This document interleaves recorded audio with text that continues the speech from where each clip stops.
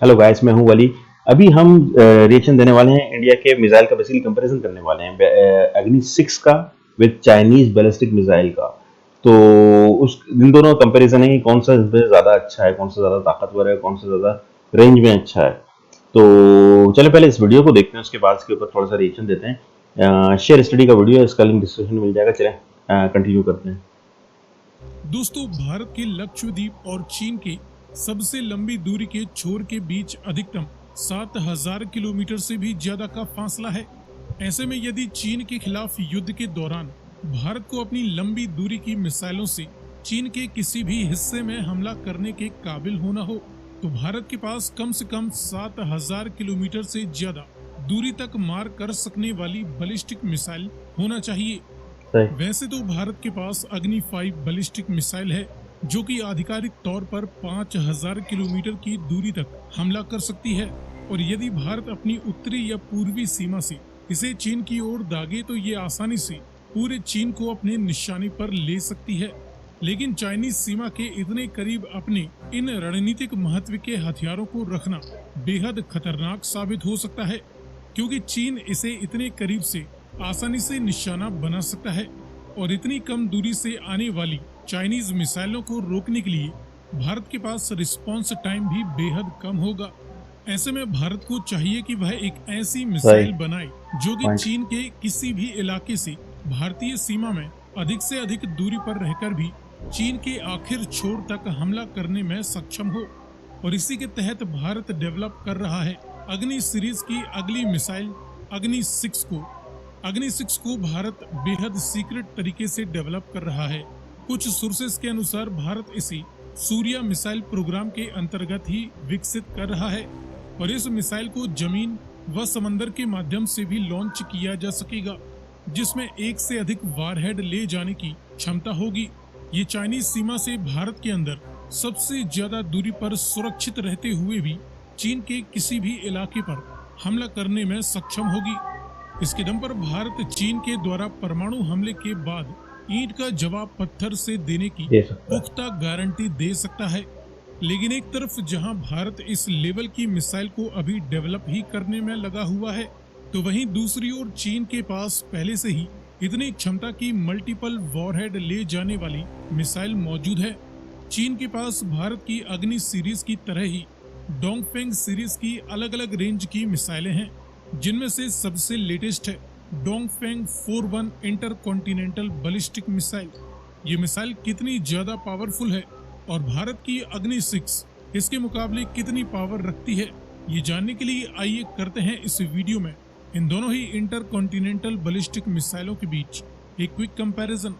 लेकिन वीडियो में आगे बढ़ने से पहले आपके लिए एक सवाल। RS-28 सरमट किस देश की इंटरकॉन्टिनेंटल बैलिस्टिक मिसाइल है, रशिया या चाइना? अगर आपको इसका जवाब मालूम है तो कमेंट में लिखकर बताएं। साथ ही जानकारी पसंद आए तो वीडियो को लाइक एंड शेयर करते हुए चैनल को सब्सक्राइब करना ना भूलें। अब चलिए शुरू करते हैं। अग्नि 6 और डोंगफेंग 41 ये दोनों ही इंटरकॉन्टिनेंटल बैलिस्टिक मिसाइलें हैं।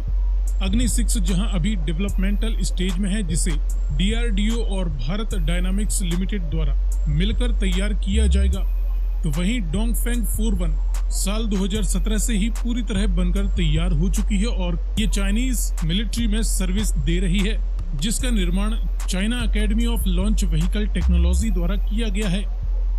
दोनों ही मिसाइलों के डायमेंशंस को देखें तो अग्नि 6 की लंबाई, जो कि काफी गुप्त है लेकिन लगभग 20 से 40 मीटर के बीच बताई जा रही है।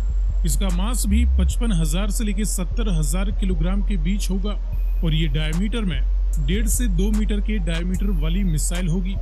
डोंगफेंग 41 की लंबाई 21 मीटर है, इसका मास करीबन 80,000 किलोग्राम है और इसका डायमीटर 2.25 मीटर बताया जाता है।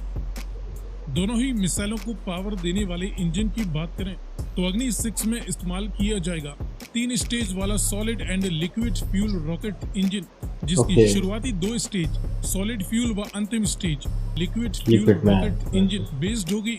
वहीं डोंगफेंग 41 एक 3 stage solid fuel rocket engine वाली मिसाइल है। गाइडेंस के लिए अग्नि 6 में इस्तेमाल किया जाएगा ring laser gyroscope inertial navigation system का, जिसे ग्लोबल पोजिशनिंग सिस्टम जीपीएस और भारत के नाविक सैटेलाइट सिस्टम द्वारा गाइड करते हुए इसकी एक्यूरेसी को और भी ज्यादा बढ़ा दिया जाएगा। डोंगफेंग 41 में गाइडेंस के लिए इस्तेमाल किया जा रहा है इनर्शियल गाइडेंस सिस्टम का, जिसे चाइना के बाइडोव सैटेलाइट सिस्टम द्वारा टारगेट व उसकी मूविंग पोजीशंस की लगातार अपडेट्स मिलती रहती हैं। दोनों ही मिसाइलों की परफॉर्मेंस की बात करें तो अग्नि 6 की अधिकतम रफ्तार 27 मैक से भी ज्यादा की बताई जा रही है। डोंगफेंग 41 की मैक्सिमम स्पीड 25 मैक से ज्यादा की है। इसके बाद रेंज की बात करें तो अग्नि 6 की कुछ सोर्सेज के अनुसार ये मिसाइल 10 से लेकर 12,000 किलोमीटर की दूरी तक मार करने में सक्षम होगी और ये चीन के किसी भी इलाके को टारगेट कर सकती है। हालांकि भारत अंतर्राष्ट्रीय स्तर पर इस मिसाइल को केवल अपने डिफेंस पर्पस के लिए बताने वाला है और इसकी रेंज आधिकारिक तौर पर कम करके ही बताएगा। लेकिन यदि वारहेड्स की संख्या व वजन कम कर दिया जाए तो ये अधिकतम 16,000 किलोमीटर की रेंज तक भी हमला कर पाने में सक्षम होगी, ऐसे कयास लगाए जा रहे हैं। इसके मुकाबले डोंगफेंग 41 की मैक्सिमम रेंज 12 से 15,000 किलोमीटर तक है और यही वजह है कि भारत को भी चीन के टक्कर की एक मिसाइल चाहिए। वॉरहेड की बात करें तो दोनों ही मिसाइलें मल्टीपल वॉरहेड कैरी कर सकती हैं। अग्नि 6 अपने साथ अधिकतम 3,000 किलोग्राम का पेलोड कैरी कर सकती है और ये मिनिमम 3 से लेकर 10 मल्टीपल वॉरहेड अलग अलग टारगेट्स के लिए ले जाने में सक्षम होगी। सही है। तो वहीं डोंगफेंग 41 अपने साथ 2,500 किलोग्राम तक का पेलोड कैरी कर सकती है। ये 2 से लेकर 10 मल्टीपल वॉरहेड अलग अलग टारगेट्स के लिए कैरी कर सकती है। हालांकि इसके केवल अभी तक 2 मल्टीपल वॉरहेड ही टेस्ट किए जा सके हैं।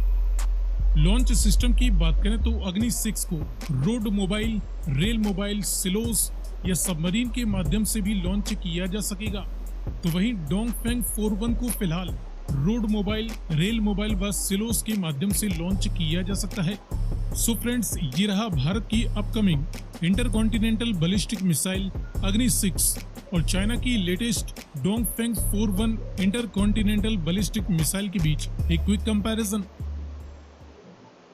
बेसिकली ये जो मिसाइल्स हैं ये इजादी, जैसे कि ये क्रूज मिसाइल पे आज पूरी दुनिया अपने क्रूज बनाई जा रही है, तो ये इजाद ही इंडिया के अंदर हुए हैं। मतलब कि पहले तस्वुर ही नहीं था मिसाइल्स का। मिसाइल्स बेसिकली बने हैं गोली से, कि गोली जो है, गोली आप देखते होंगे वो भी मिसाइल नुमा होती है। और पहले ये गोली जो थी, ये गोली होती थी गोली नुमा, मतलब गोल होती थी, तो उसको गोली कहते थे। तो अंग्रेजों के दौर में भी अगर आप देखेंगे तो उसी तरह की गोलियां चली थी कि उसमें वो पहले पाउडर डालते थे, कार्ट्रिज डालते थे, उसके बाद उसमें गोली डालते थे, उसको जस्ट लाइक दिस उसको अंदर करते थे और फिर उसके बाद उसको फायर करते थे। तो वो गोली जाके, जो गोली घूमती है, फिर घूमती है और फिर जाके ठक करके लगती है। अच्छा, अब यही सिस्टम जो है, जब आप उसके अंदर इस तरह की रॉकेट नुमा गोली डालेंगे, जो आजकल गोलियां हैं, तो जब आप उसके अंदर डालेंगे तो पीछे से जब आप फायर करेंगे तो फिर वो जब घूमेगी, समझ रहे हैं, तो वो तो धड़ करके लग जाएगी। तो वो तो बिल्कुल सेम वो भी गोली की तरह घूमेगी। तो जब वो यूं करके घूमेगी तो वो निशाने पे तो जैसे भी लगे, वो टेढ़ी लगे, यहाँ लगे, वहां लगे, फिर वो अपना इम्पैक्ट नहीं दे पाएगी। तो इसको सीधा लगना है, इसके लिए मतलब एरो की तरह बिल्कुल सीधा लगे, इस टेक्नोलॉजी पे काम किया गया था इंडिया के अंदर, और ये टीपू सुल्तान ने किया था। तो ये वही टेक्नोलॉजी जो कि फिर, अच्छा, ये टेक्नोलॉजी ऐसी थी कि अंग्रेजों ने जब टीपू सुल्तान को मारा था तो फिर उतनी ही तोपों की सलामी दी थी जितनी उसकी उम्र थी, क्योंकि वहां पे बहुत सारी टेक्नोलॉजी इनको इंडिया के अंदर मिल गई थी इस तरह की, जो वो जिससे अब ये दुनिया फतह कर सकते थे। तो फिर ये इसका गोली का इजाद हुआ, फिर ये गोली बनी, फिर ये रॉकेट्स बने, समझ रहे, फिर ये जहाजों के अंदर जो रॉकेट लगते हैं वो बने। तो इस शेप की चीजों पे फिर वो हुआ, वरना तो पहले तोप के अंदर भी गोला होता था, वो फायर होता था, गोली बंदूक में होती थी, वो फायर होती थी। ये एरोनुमा गोली जो है ना, पहली बार जो है वो रॉकेट बैटरीज कहते हैं इसको, तो पहली बार टीपू सुल्तान ने यूज की थी, इसने इजादी की थी और फिर अंग्रेजों के खिलाफ इनको यूज किया था। तो ये बहुत परेशान हो गए थे और हार रहे थे, तो टीपू सुल्तान से हार गए थे तकरीबन कि यार ये क्या है।